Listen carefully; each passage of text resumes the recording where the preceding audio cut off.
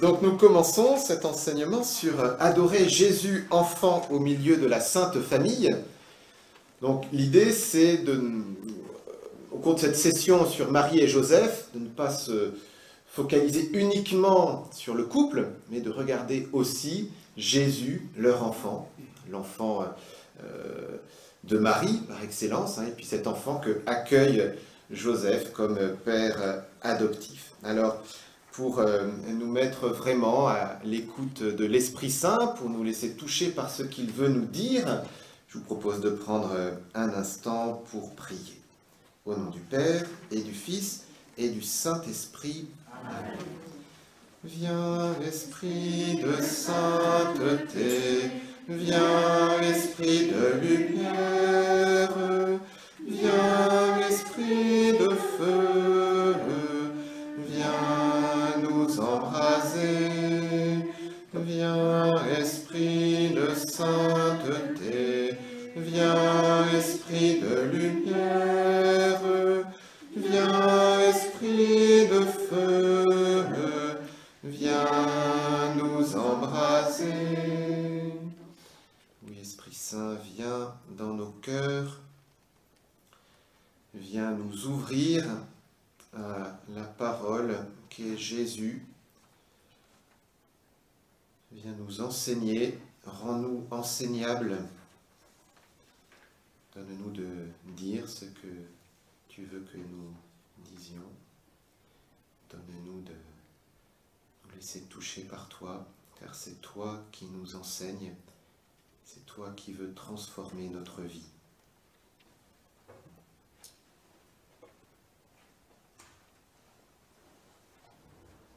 Nous confions à la Vierge Marie. Je vous salue Marie, pleine de grâce, le Seigneur est avec vous. Vous êtes bénie entre toutes les femmes, et Jésus, le fruit de vos entrailles, est béni. Sainte Marie, Mère de Dieu, priez pour nous pauvres pécheurs, maintenant et à l'heure de notre mort. Amen. Au nom du Père, et du Fils, et du Saint-Esprit. Amen. Nous venons de prier le « Je vous salue Marie ». Est-ce que vous avez remarqué le centre de cette prière? N'hésitez pas à entrer, madame. Quel est le centre de la prière du « Je vous salue Marie » ? Jésus. Et oui, Jésus, le fruit de vos entrailles, est béni. Donc, quand nous prions Marie, nous nous tournons immédiatement vers Jésus. Marie ne fait pas autre chose que nous conduire à Jésus. C'est Saint Louis Grignon-Marie de Montfort qui dit « Quand vous dites Marie, elle dit Jésus ». Voilà. Alors, regardez l'enfant Jésus au milieu de la Sainte Famille, c'est déjà prendre conscience qu'on peut prier Jésus enfant. Je ne sais pas comment vous priez Jésus, mais peut-être que assez spontanément, on le contemple adulte, comme on le voit dans l'Évangile, en train de prêcher à ses apôtres, à ses disciples. Mais on peut vraiment prier Jésus enfant. Vous êtes sans doute tous déjà entrés dans cette basilique Notre-Dame du Lot. Est-ce que vous avez remarqué le transept qui est à gauche de l'autel quand on regarde depuis l'Assemblée? Il est entièrement dédié à l'enfant Jésus. L'autel est dédié à l'enfant Jésus, il y a une statue de Jésus enfant. Le tableau qui est derrière, c'est encore Jésus enfant. Et le vitrail rond, c'est encore une représentation de Jésus enfant, qui fait d'ailleurs quelque chose, je ne sais pas si vous avez fait attention. Il montre, on voit quelque chose qui est mis en évidence, c'est même son cœur. Il nous montre son cœur. Vous voyez, la dévotion au Sacré-Cœur, on a l'habitude de la voir pour Jésus adulte, mais on peut aussi regarder le cœur de Jésus enfant. Et alors, il y a un défi que je vous lance, c'est sur votre feuille, ceux qui l'ont, et vous pouvez regarder sur la feuille du voisin, il y a cette statue de Jésus enfant qui est dans la basilique. Il s'agira pour vous de la trouver. Peut-être certains l'ont déjà repérée, parce qu'elle est dans un petit passage, un petit coin entre deux espaces, entre la basilique et puis une autre chapelle qui est un peu derrière. Hein, je vous lance un défi, un peu une chasse au trésor, de trouver ce Jésus enfant, avec, et puis vous ferez attention à ce qui est marqué au pied de cette statue, le petit roi de gloire. C'est en fait l'enfant Jésus de Beaune. Alors, je ne sais pas si vous connaissez, hein, plusieurs connaissent, peut-être pas tout le monde. Il y a plusieurs représentations de l'enfant Jésus qui sont particulièrement connues et vénérées. C'est l'enfant Jésus de Beaune, donc Beaune en France, hein, et aussi l'enfant Jésus de Prague.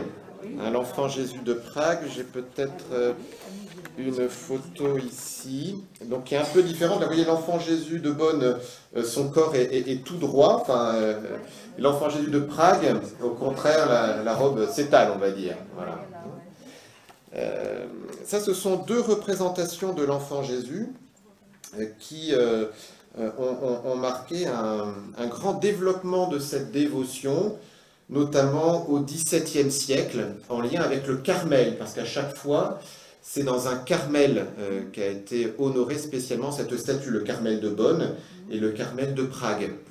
Parce que dans le Carmel, donc, qui a été réformé, refondé, on pourrait dire, par Thérèse d'Avila, que nous allons fêter la semaine prochaine, le 15 octobre, Thérèse d'Avila avait une vénération toute spéciale pour l'enfant Jésus.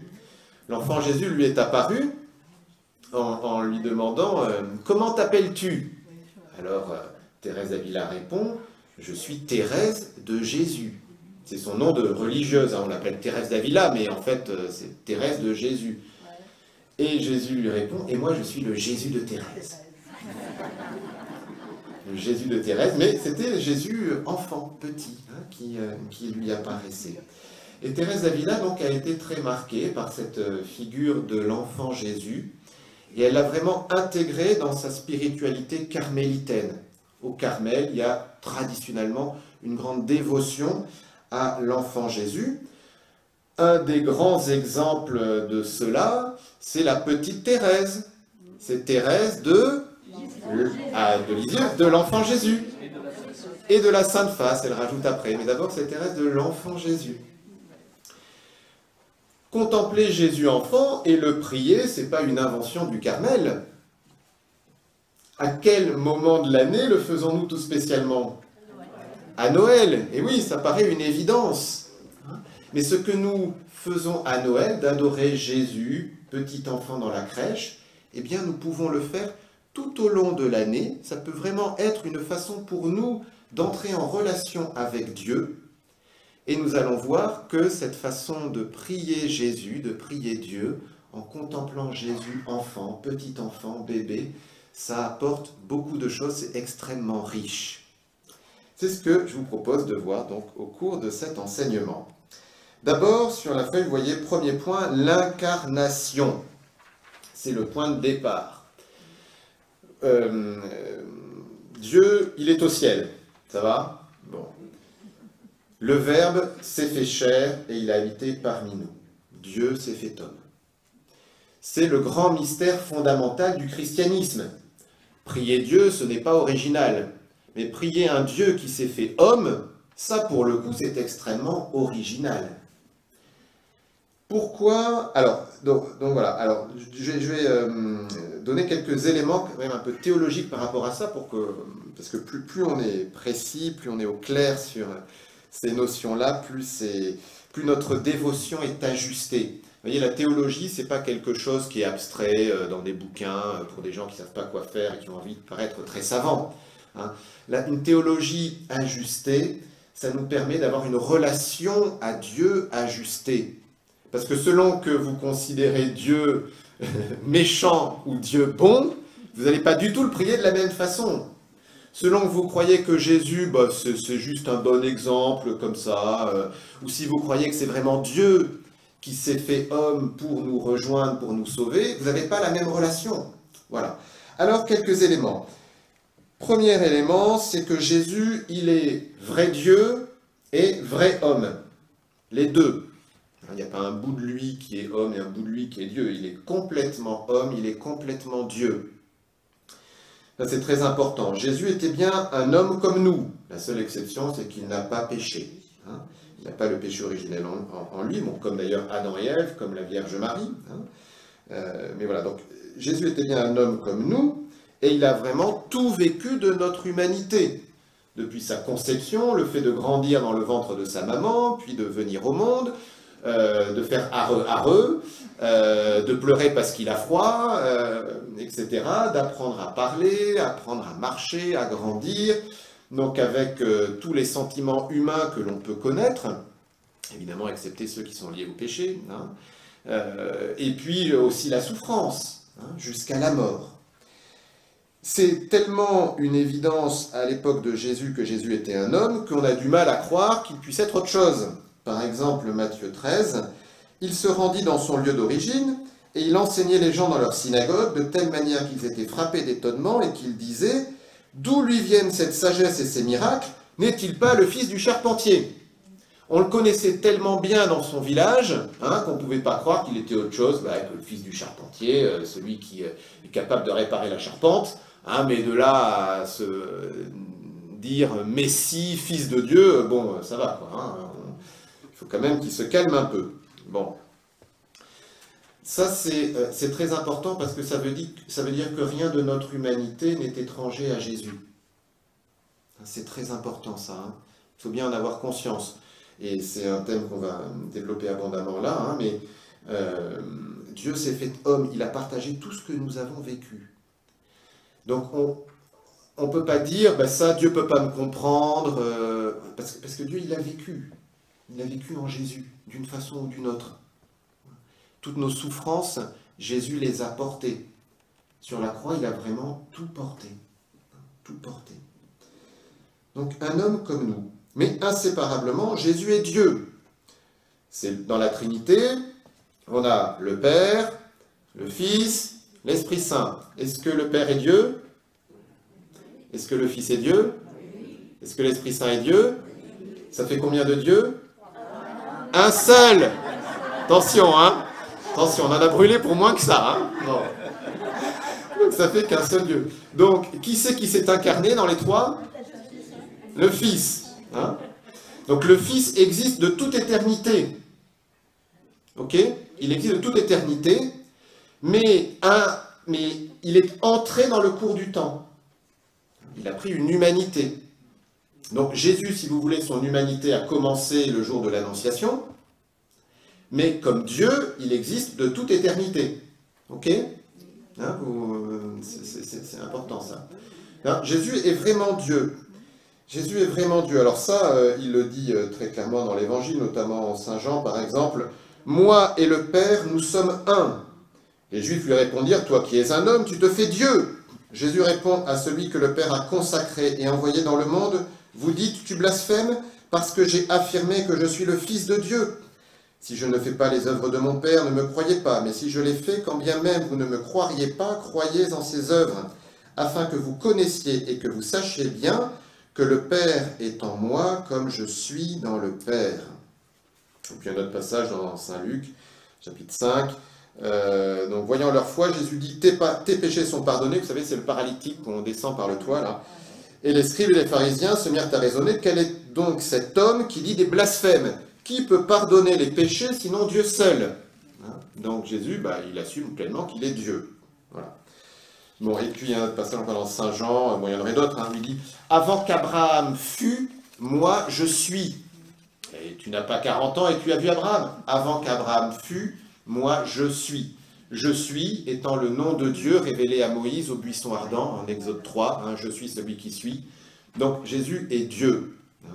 C'est très important aussi cela, parce que autant le fait qu'il soit homme fait qu'il est vraiment notre frère, notre ami, et en même temps ne pas oublier qu'il est notre Seigneur, notre Dieu, et que nous lui devons un respect.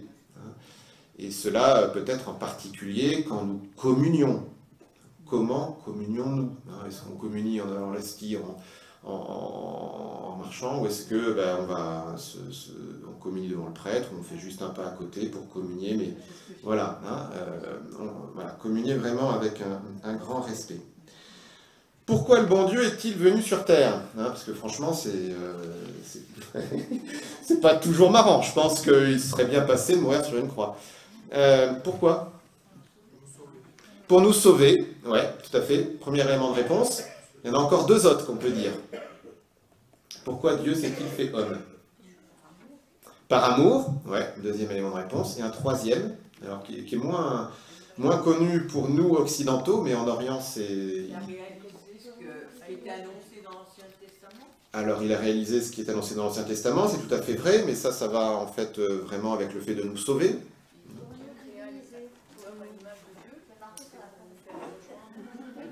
C'est pour nous faire rejoindre la divinité, on peut même le dire d'une façon encore plus forte, c'est pour nous diviniser. Exactement. Dieu s'est fait homme pour que l'homme soit fait Dieu. Alors je reprends ces trois éléments. Dans le credo, on dit « Pour nous les hommes et pour notre salut, il descendit du ciel ». Donc, pour notre salut, effectivement, c'est pour nous libérer du péché. Tout l'Ancien Testament annonce un Messie qui va libérer Israël. Alors, il ne s'agit pas de prendre au niveau matériel comme libérateur des Romains, mais libérateur du péché, qui est ce qui nous entrave le plus. Donc un libérateur qui nous libère du salut, donc c'est la dimension de sacrifice sur la croix, c'est le sacrifice parfait qui expie tous les péchés du monde. C'est lui qui prend, Jésus prend sur lui tous nos péchés, il paye le prix sur la croix pour nous en libérer, pour nous accorder le salut. Mort pour nos péchés, ressuscité pour notre justification, nous dit saint Paul. Donc ça c'est extrêmement important. Voilà, Jésus s'est manifesté pour enlever les péchés, 1 Jean 3, 5 par exemple. Bon, ça nous sommes assez habitués à cette pensée-là. Un autre aspect qui est extrêmement important, c'est cette dimension de divinisation. Le ciel, le paradis, alors on peut l'imaginer de plein de façons différentes, mais il ne faut pas juste l'imaginer comme le magnifique paysage du lot en encore plus beau. Il y aura sans doute de ça, mais avant tout, la vie au ciel, c'est partager la vie de Dieu. Nous sommes le corps du Christ. Donc nous sommes une partie du Christ, nous sommes dans le Christ. Le baptême nous a incorporés au Christ. Il s'agit d'être toujours plus membre du Christ, d'être un membre vivant, mais au ciel, notre vie sera d'être dans le Christ, de partager la vie de la Trinité. D'être aimé par le Père, comme Jésus est aimé par le Père, d'aimer le Père en retour, comme Jésus aime son Père, et de participer à cette spiration d'amour, cet échange d'amour entre le Père et le Fils, qu'est l'Esprit Saint. Il ne faut pas rêver moins que cela. Et cette vie, cette participation à la vie de la Trinité, elle a commencé le jour de notre baptême. Nous sommes déjà entrés dans la vie de la Trinité, et cette divinisation, elle est appelée à se perfectionner de jour en jour jusqu'au ciel, où ça sera vraiment notre vie. Notre vie au ciel, c'est d'entrer dans la vie divine. Expérimenter cette vie divine. Donc ça, eh bien, pour que cela puisse se réaliser, il faut que Dieu s'unisse à l'humanité. Sinon, ce sont vraiment deux choses qui ont un peu rien à voir. Ne serait-ce que parce que nous sommes aussi corporels, alors que Dieu est purement spirituel. Donc, en Jésus, une humanité est entrée dans la divinité. Voilà.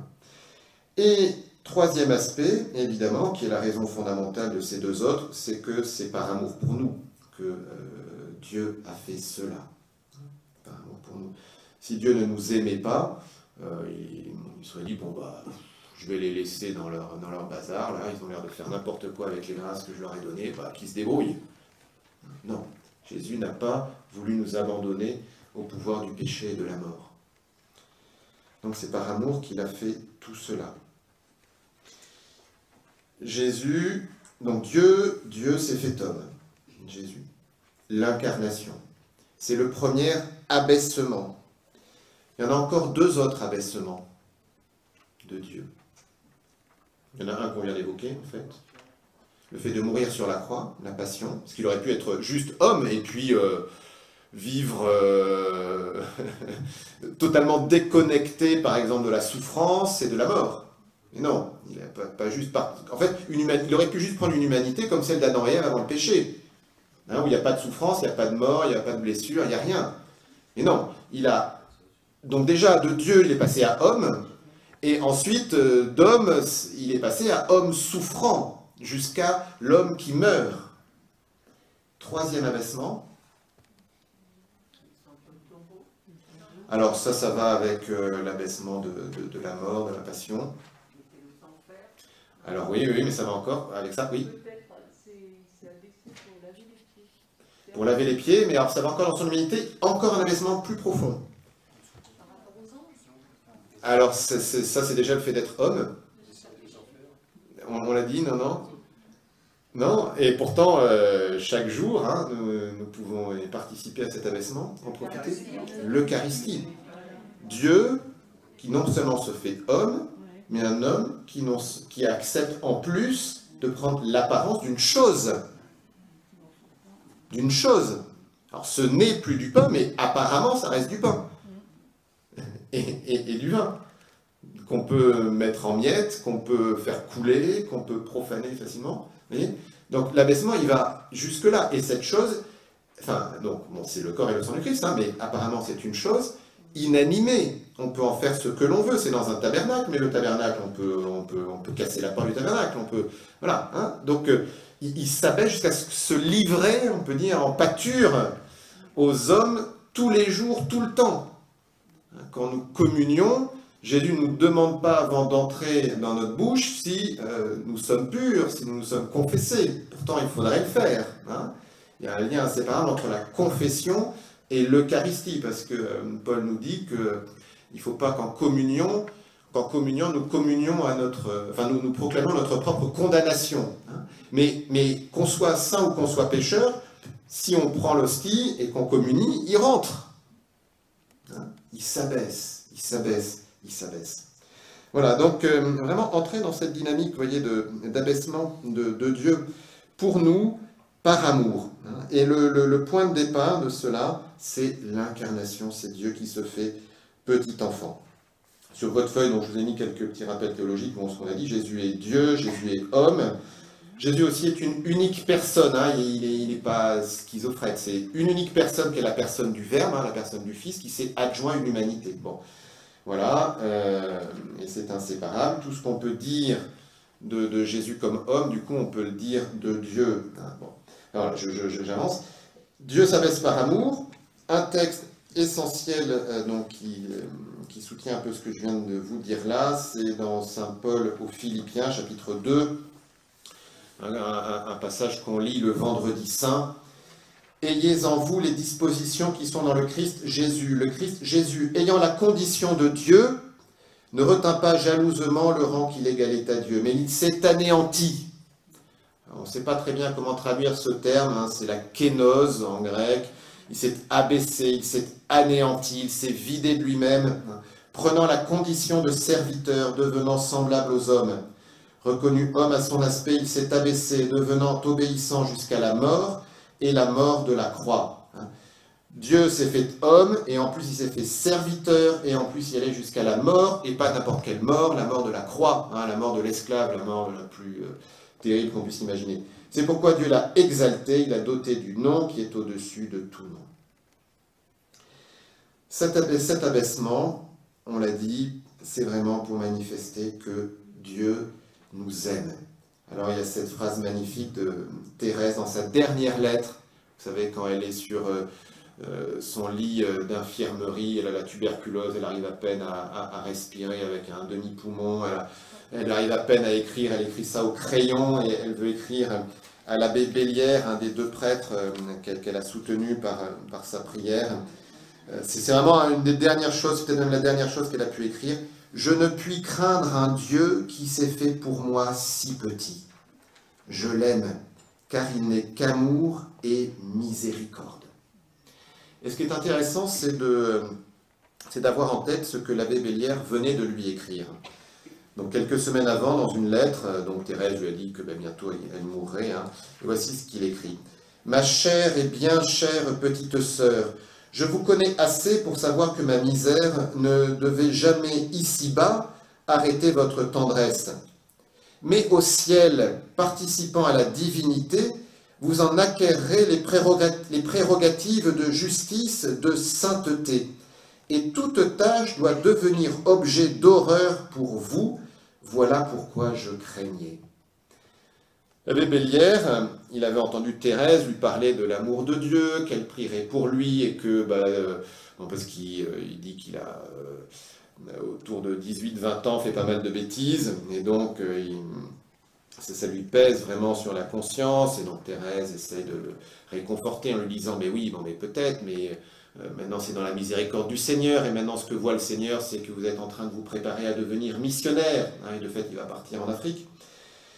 Mais il a toujours un problème dans sa vision de Dieu. Il veut bien que Thérèse soit comme ça, mais Dieu, il ne peut pas le concevoir autrement que comme un justicier qui va lui demander des comptes et qui va le punir au double pour tout ce qu'il a fait de mal.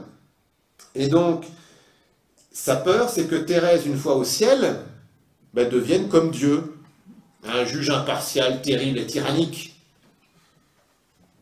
Et donc Thérèse est obligée, vous voyez, petit à petit, de plus en plus, de l'aider à entrer dans cette vision de Dieu. Oui, Dieu est juste, mais avant tout, Dieu est amour.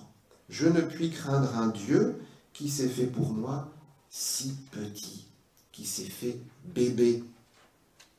Comment peut-on avoir peur d'un bébé? Je pense que vous avez tous tenu un bébé dans vos bras, vous n'avez pas eu peur, peut-être vous avez peur de le laisser tomber par terre, ça je ne sais rien, mais en tout cas, ce n'est pas le bébé qui vous faisait peur. Hein? Et donc, si Dieu s'est fait bébé, c'est pour que nous n'ayons pas peur de lui. Ça, c'est le deuxième point que j'aimerais voir avec vous. La voie d'enfance spirituelle de la petite Thérèse, on pourrait en parler pendant des heures, on va essayer d'en dire quelque chose en quelques minutes. Mais de voir comment Thérèse a découvert cette petite voie et comment elle a notamment découvert combien Dieu l'aimait. Parce que, vous voyez, notre problème, c'est que quand nous parlons de Dieu, nous parlons du Père, et derrière cette image de Père, il y a souvent une peur, je pense pour deux raisons. Une première raison, c'est le fait que notre père humain n'était pas parfait. Alors ça ne veut pas dire que c'était un tyran, et les pères qui sont là, ou moi pareil, on m'appelle père, on essaye de faire ce qu'on peut, on essaye de faire du mieux qu'on peut, hein, mais on n'est pas parfait, c'est sûr. Et donc il y a forcément ces imperfections qui interfèrent avec l'image de Dieu qu'on appelle père. Et puis la deuxième chose, c'est qu'il y a le péché qui fait qu'on a peur de Dieu. Dans le jardin de la Genèse, le jardin d'Éden, quand Adam et Ève ont péché, quel est leur premier réflexe? De se cacher. Hein, voilà, je vous l'ai dit. Hein. J'ai entendu ta voix dans le jardin, j'ai pris peur parce que je suis nu et je me suis caché. Donc le péché entraîne en nous une peur de Dieu, mais qui n'est pas due à Dieu, hein, qui est due au péché lui-même, qui est due à Satan lui-même. Vous voyez, dans le jardin de la Genèse, jardin d'Éden, pardon, oui, dans le chapitre de la Genèse, Satan, pour tenter Adam et Ève, introduit une suspicion sur Dieu. Ah bon, Dieu vous a dit que vous ne mangerez du fruit d'aucun arbre du jardin? Petit mensonge. Il vous a dit ça? Alors, Ève répond, non, c'est pas ce qu'il a dit. Il a dit que vous pouvez manger de tous les arbres sauf un. Pas tout à fait la même chose, mais pourquoi il dit ça? Qu'est-ce qu'il y a? Et puis le serpent, ah mais oui, mais il vous a dit ça, parce que si vous en mangez, c'est pas que vous mourrez, mais c'est que vous serez comme des dieux. Donc un peu sous-entendu, mais Dieu serait jaloux. Ou alors Dieu, il veut garder ses prérogatives. Hein, il y a une suspicion sur Dieu. Ça, c'est à la base du péché. Et donc, il s'agit de sortir de ces idées-là et d'entrer vraiment dans la vraie bonté du Père. Alors, cette découverte de Dieu comme Père et comme le meilleur des pères, elle commence pour Thérèse déjà à travers son Père terrestre. Comme parents ou comme éducateurs au sens large, nous pouvons vraiment aider les jeunes, les enfants à découvrir cette image du Père. Et voici ce qu'elle dit, alors ça c'est pas dans votre feuille. Toute ma vie, le bon Dieu s'est plu à m'entourer d'amour. Mes premiers souvenirs sont empreints des sourires et des caresses les plus tendres. Mais s'il avait placé près de moi beaucoup d'amour, il avait mis aussi dans mon petit cœur, il en avait mis aussi dans mon petit cœur, le créant aimant et sensible. Aussi j'aimais beaucoup papa et maman et leur témoignais ma tendresse de 1000 manières. La première expérience de Thérèse, c'est une expérience d'amour. Et alors la mère de Thérèse meurt alors qu'elle n'a que 4 ans, mais Thérèse continue à être aimée. Cependant, je continuais à être entouré de la tendresse la plus délicate. Le cœur si tendre de papa avait joint à l'amour qu'il possédait déjà un amour vraiment maternel. C'est magnifique, hein? Donc, elle expérimente l'amour de son père. L'amour de son père. Le cœur si tendre de papa avait joint à l'amour qu'il possédait déjà un amour vraiment maternel.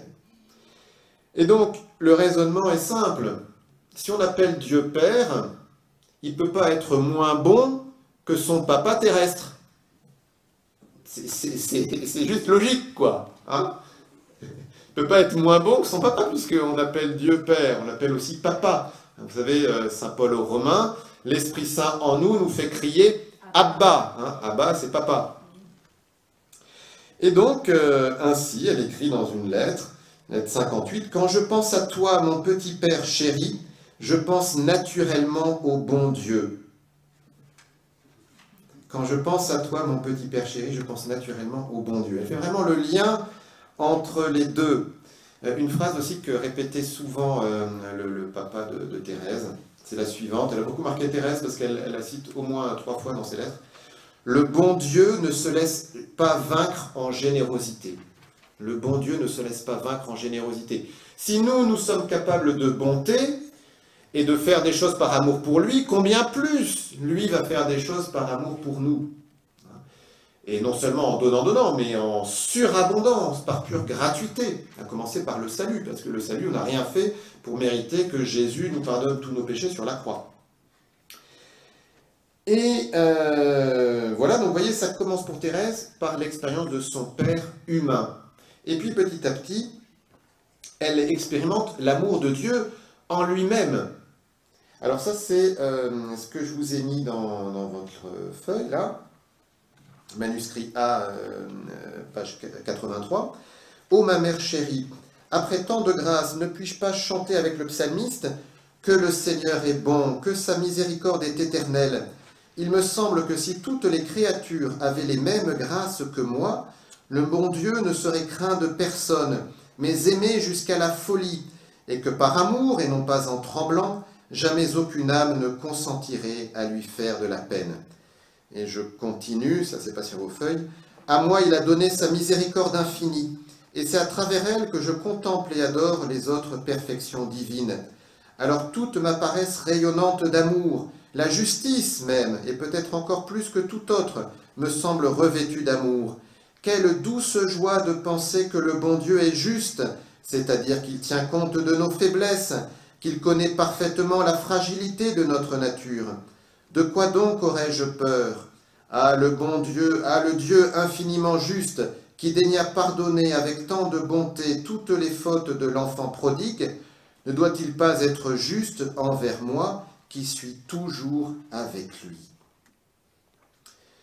Que le Seigneur est bon, que sa miséricorde est éternelle. Si toutes les créatures avaient les mêmes grâces que moi, le bon Dieu ne serait craint de personne. » Thérèse expérimente la bonté, la miséricorde de Dieu pour elle, et c'est ça qui l'aide à l'aimer en retour. Et vous voyez le petit passage après, où elle parle de la justice de Dieu, en disant que, ben oui, la justice de Dieu, ça veut dire déjà qu'il tient compte de nos faiblesses. Pourquoi? Parce qu'il les a expérimentées, comme homme. Jésus a été fatigué. Quel est le passage où on nous dit que Jésus a été fatigué? La Samaritaine. Voilà, par exemple. Un passage où on nous dit que Jésus était triste. La mort de Lazare, on le voit qui pleure. Même pour la passion, on nous dit que mon âme est triste à en mourir. un passage où on nous dit que Jésus était joyeux et qu'il a même exulté de joie. Quand ses disciples sont revenus, ils viennent de chasser des démons, exactement, et leur dit, ne vous réjouissez pas que les démons vous sont soumis, mais parce que vos noms sont inscrits dans les cieux. Et à ce moment-là, il exulte de joie sous l'action de l'Esprit Saint en disant, Père, je te bénis, ce que tu as caché aux sages et aux savants, tu l'as révélé aux tout petits. Vous voyez ? Donc cette justice, cette miséricorde, il ne s'agit pas d'en profiter pour faire n'importe quoi. Hein. C'est comme si on disait, toi tu me pardonnes toujours, donc je peux te frapper. Sympathique. Mais parfois on raisonne un peu comme ça. Hein. Ouais, le bon Dieu est bon, ça c'est un petit péché, c'est pas grave.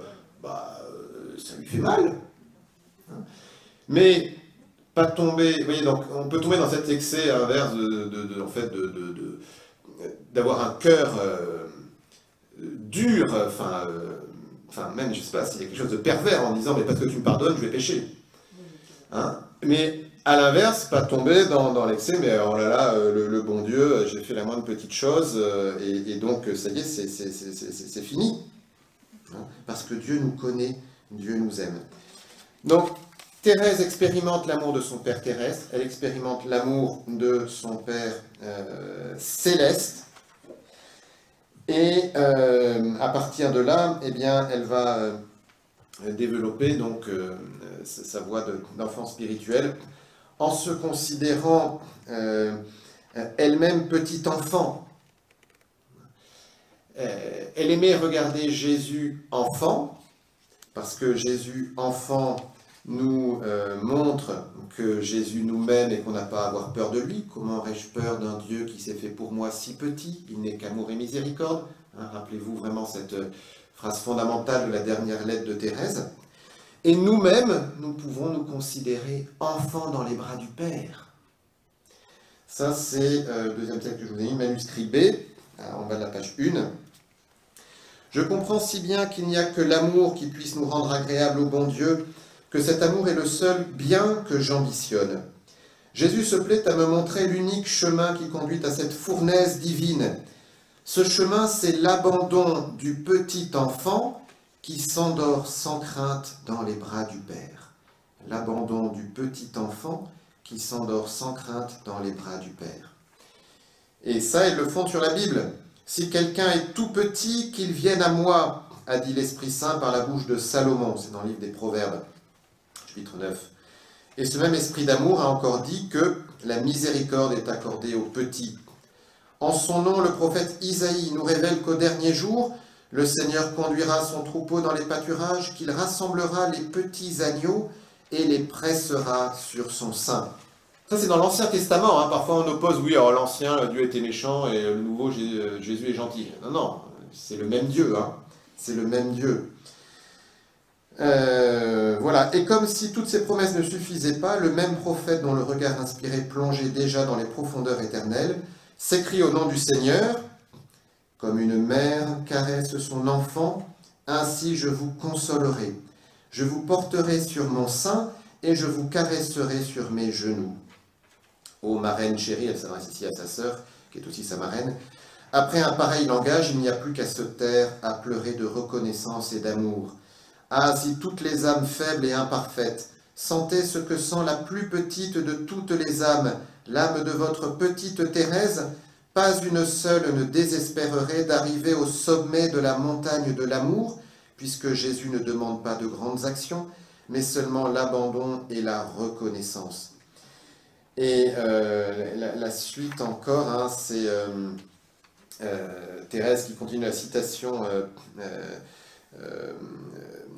c'est « Même si une mère pouvait abandonner son nourrisson, moi je ne vous abandonnerai pas. » L'Écriture fait appel là à une expérience humaine, mais en même temps la dépasse parce que nous savons que nos expériences humaines sont limitées. Un Dieu au-delà de tout cela.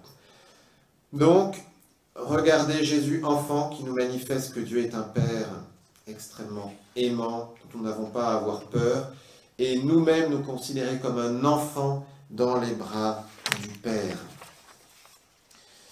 Dernière citation de Thérèse qui est sur vos feuilles, lettre 191 à Léonie. Léonie, vous savez, c'est une des sœurs de Thérèse, il y a son procès de canonisation qui est ouvert C'est une très très belle figure parce que Léonie avait beaucoup de problèmes de santé, mais aussi de comportement. Et puis dans la famille, il y a la bonne qui l'a un peu maltraitée, enfin qui l'a même carrément maltraitée. C'est une très très belle figure et elle s'est vraiment mise à l'école de sa sœur. Alors voici ce que Thérèse lui écrit. Je t'assure que le bon Dieu est bien meilleur que tu le crois. Il se contente d'un regard, d'un soupir d'amour. Pour moi, je trouve la perfection bien facile à pratiquer parce que j'ai compris qu'il n'y a qu'à prendre Jésus par le cœur. Regarde un petit enfant qui vient de fâcher sa mère en se mettant en colère ou bien en lui désobéissant. S'il se cache dans un coin avec un air boudeur et qu'il crie dans la crainte d'être puni, sa maman ne lui pardonnera certainement pas sa faute. Mais s'il vient lui tendre ses petits bras en souriant et en disant « Embrasse-moi, je ne recommencerai plus », est-ce que sa mère pourra ne pas le presser contre son cœur avec tendresse et oublier ses malices enfantines? Cependant, elle sait bien que son cher petit recommencera à la prochaine occasion, mais cela ne fait rien, s'il apprend encore par le cœur, jamais il ne sera puni. Au temps de la loi de la crainte, avant la venue de notre Seigneur, le prophète Isaïe, déjà parlant au nom du roi des cieux, disait « Une mère peut-elle oublier son enfant? Eh bien, quand même une mère oublierait son enfant, moi je ne vous oublierai jamais. » Quelle ravissante promesse! À nous qui vivons dans la loi d'amour, comment ne pas profiter des amoureuses avances que nous fait notre époux? Comment craindre celui qui se laisse enchaîner par un cheveu qui vole sur notre cou? Donc là, c'est même Jésus, époux. Mais, vous voyez cette image que prend Thérèse, le petit enfant qui est accueilli par sa mère. Dans la poésie 36, elle écrit « Toi qui sucrais le cœur des mères, je trouve en toi le plus tendre des pères. » Je trouve que c'est en deux lignes, il y a un beau résumé. Hein, « Toi qui sucrais le cœur des mères, je trouve en toi le plus tendre des pères. » Donc pour nous considérés comme enfants dans les bras du Père des cieux, il y a deux caractéristiques dans l'enfant qui peuvent nous aider pour notre vie spirituelle. On peut en trouver d'autres, hein, mais il y a la pauvreté et la confiance. La pauvreté, la dépendance radicale. Un bébé qui vient de naître, il ne peut pas manger tout seul, il ne peut pas bouger tout seul, il ne peut rien faire tout seul, il ne peut même pas, à part crier, il n'a pas tellement d'autres moyens de communication, c'est quand même assez limité. Bon, donc cette pauvreté radicale, et donc d'entrer dans cette dépendance d'avec Dieu. Le bébé qui vient de naître, il est totalement dépendant, mais en fait, c'est pas un problème, parce qu'il sait très bien que ses parents s'occupent de lui. Un enfant qui sort dans les bras de sa mère, ça lui importe peu de savoir où sa maman est en train de se diriger actuellement. Hein. Il est bien dans les bras de sa maman ou de son papa. Il fait confiance, mais il sait qu'il n'a aucune raison de craindre.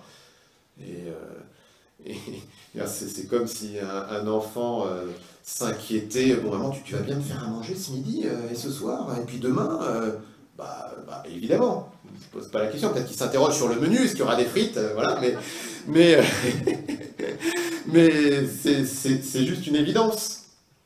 Et donc n'ayons pas peur d'entrer dans cette dépendance radicale avec Dieu. Hier soir, on méditait l'évangile de ce dimanche avec le jeune homme riche, que Jésus a invité à se dépouiller de tous ses biens pour suivre Jésus. Mais ceux qui ont suivi Jésus n'ont jamais manqué de rien. Donc n'ayons pas peur de cela. Et c'est cette citation de la lettre aux Romains que je vous citais hier soir.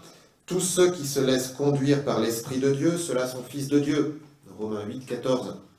Se laisser conduire par l'Esprit de Dieu, c'est vraiment l'activité de l'enfant. Il se laisse conduire, l'enfant. Il se laisse conduire. Et nous n'avons pas à craindre parce que c'est un esprit d'amour qui nous conduit. Mais c'est vraiment un changement de point d'appui. Très concrètement, vous voyez, ça peut être de « je réfléchis à ce que je dois faire, je décide un truc, et puis après je demande au bon Dieu de m'aider ». Ça, c'est souvent comme ça que nous réfléchissons. Donc passer de ça à « Seigneur, que veux-tu que je fasse ?» Et je prie, j'attends, parce que parfois il faut que l'Esprit Saint ait le temps de toucher mon cœur et mon intelligence. Et une fois que j'ai discerné la volonté de Dieu, j'y vais. Mais c'est exactement l'inverse, vous voyez, hein, c'est pas je demande à Dieu de bénir ce que j'ai envie de faire. C'est Seigneur, que veux-tu que je fasse? Et j'agis.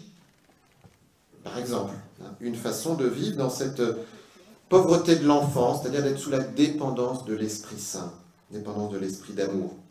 C'est pour ça que Jésus à Nicodème, en Jean 3, dit qu'il s'agit de renaître de nouveau.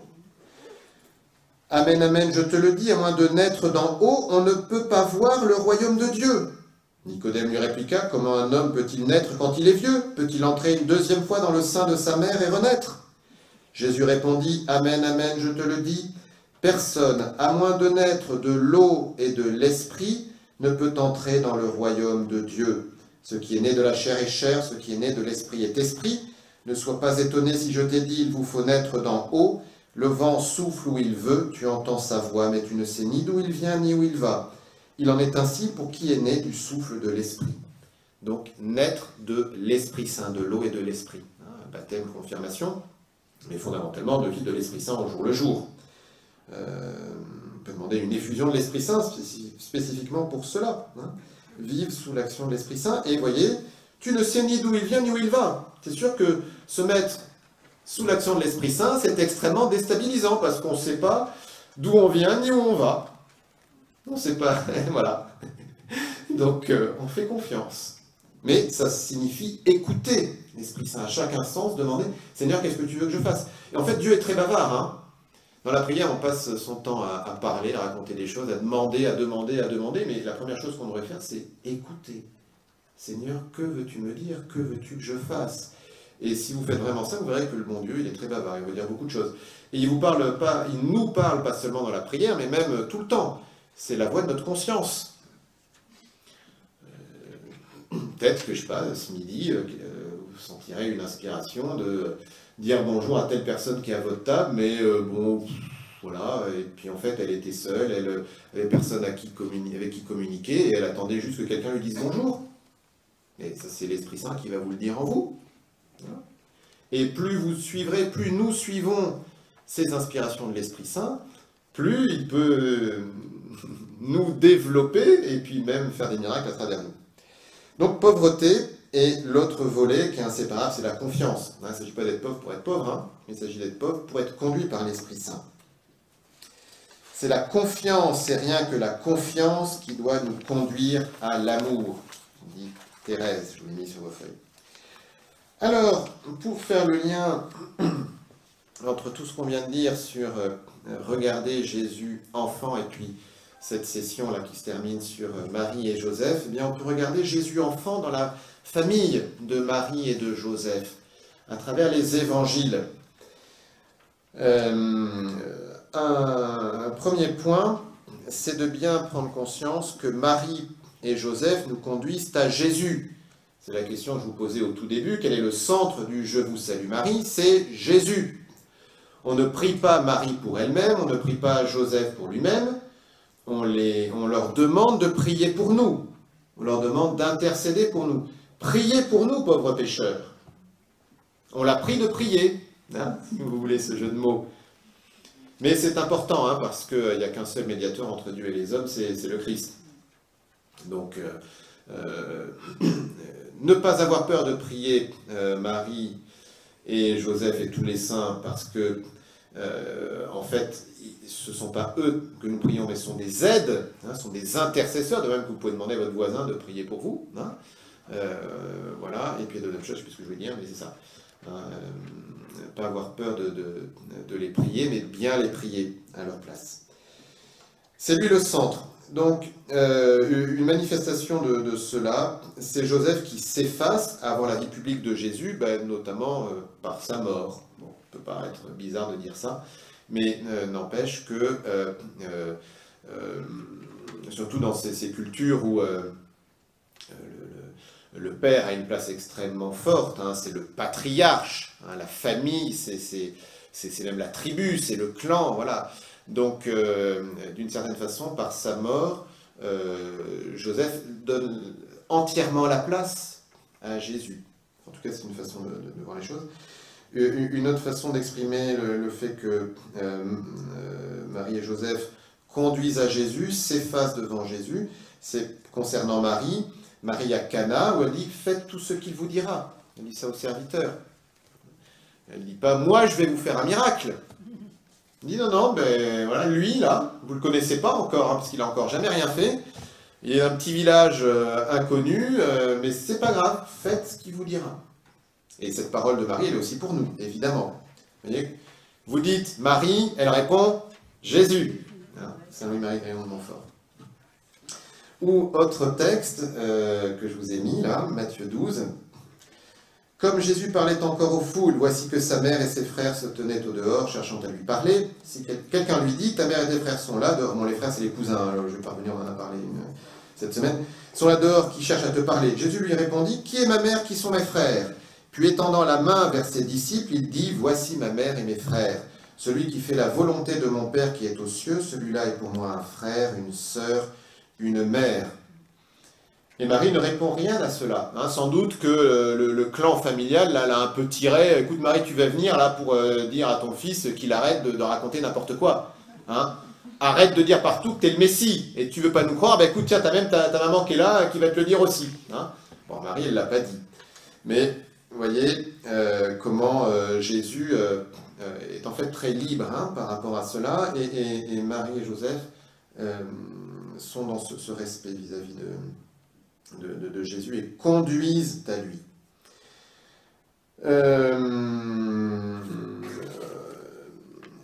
Ce qui va avec ça, c'est donc toujours à cette famille, Marie et Joseph comme éducateurs de Jésus. Après le recouvrement au temple, il est dit, quant à Jésus, il grandissait en sagesse, en taille et en grâce devant Dieu et devant les hommes. Donc, ils ont vraiment eu leur rôle de parents, leur rôle d'éducateur pour aider Jésus à grandir. Et Jésus a accepté cela. Hein. Il peut dire, ouais, le Fils de Dieu, c'est moi, hein, donc vous n'avez rien à me dire. Hein. Non, non. Et il leur était soumis. Hein, on nous dit dans le verset qui suit, il leur était soumis. Il était soumis à Marie, Immaculée Conception, et à Joseph, qui n'était pas Immaculée Conception. Donc, ils accompagnent la croissance de Jésus, donc ils conduisent à Jésus, ils accompagnent la croissance de Jésus.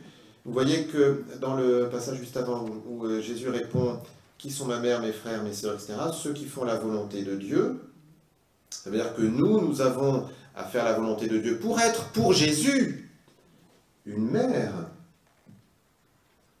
un père.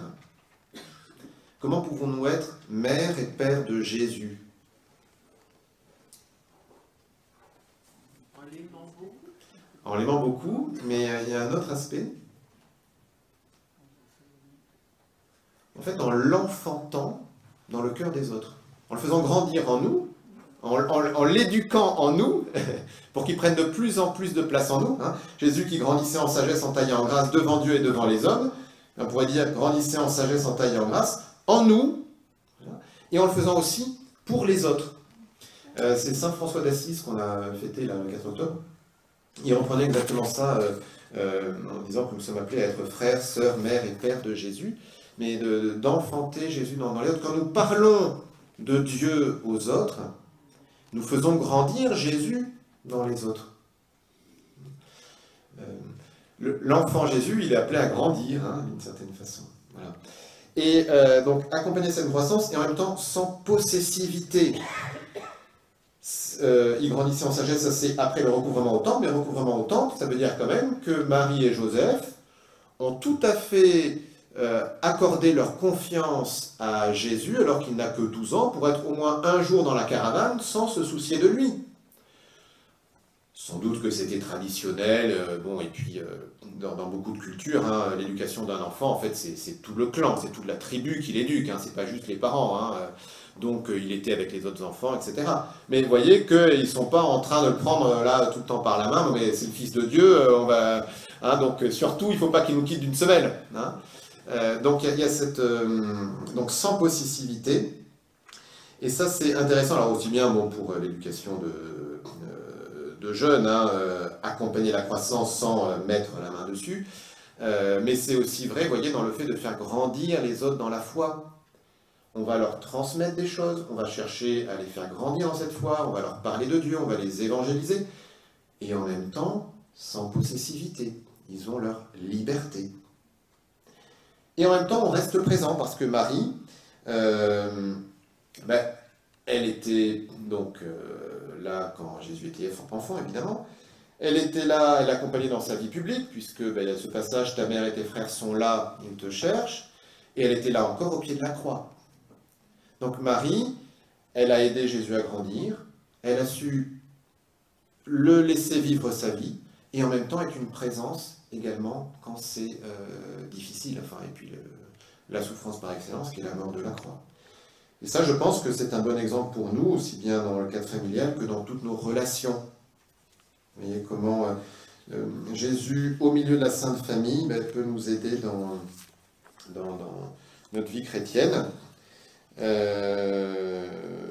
Voilà. Marie et Joseph aussi comme exemple de foi en Dieu. C'était l'enseignement que je donnais, je ne sais plus quel jour.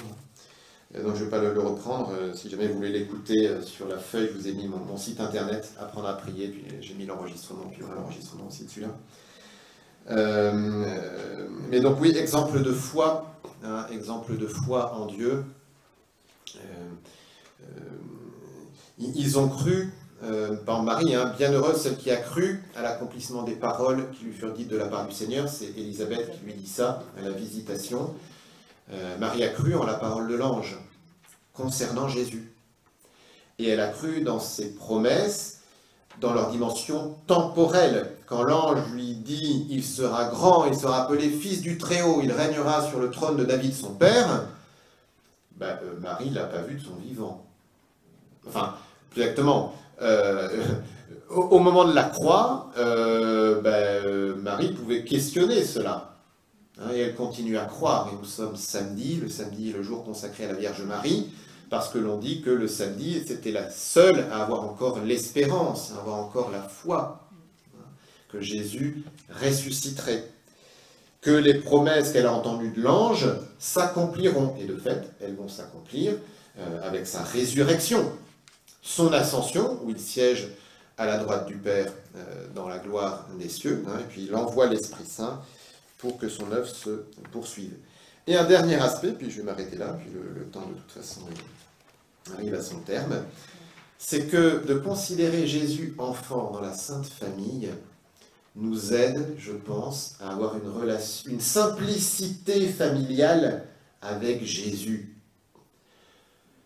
Nos familles, bon, on s'entend plus ou moins bien, mais quand même, il y a des moments de joie familiale, hein, de simplicité.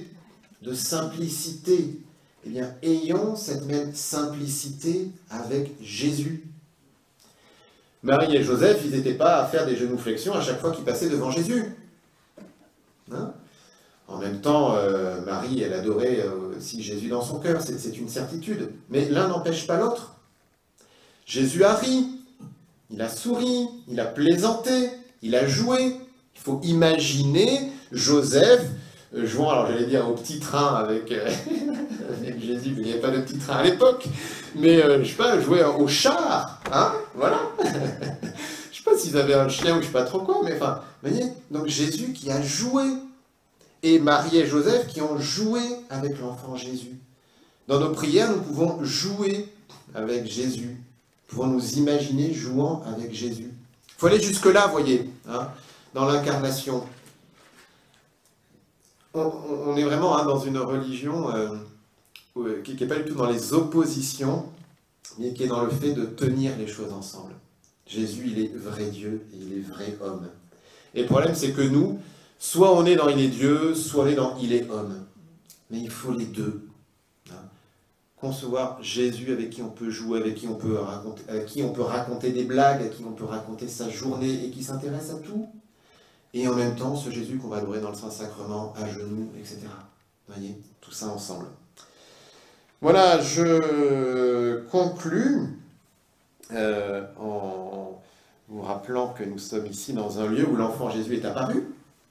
puisque Marie est apparue de nombreuses fois, mais aussi de nombreuses fois en portant l'enfant Jésus.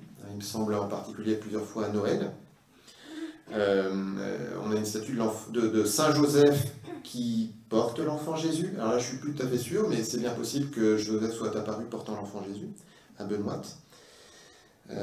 Donc, n'hésitez pas à demander à cette grâce de simplicité dans votre relation avec Jésus, à le considérer comme Jésus enfant, à prier devant cette statue de l'enfant Jésus de Bonne, dans ce petit passage que vous trouverez dans la basilique.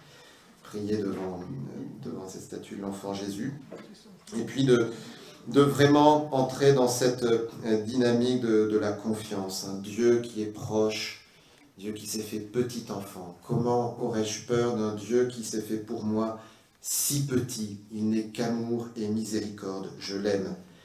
Et d'entrer dans ce changement de point d'appui, pas m'appuyer sur moi, mais m'appuyer sur Dieu, me laisser conduire comme un petit enfant par l'Esprit Saint.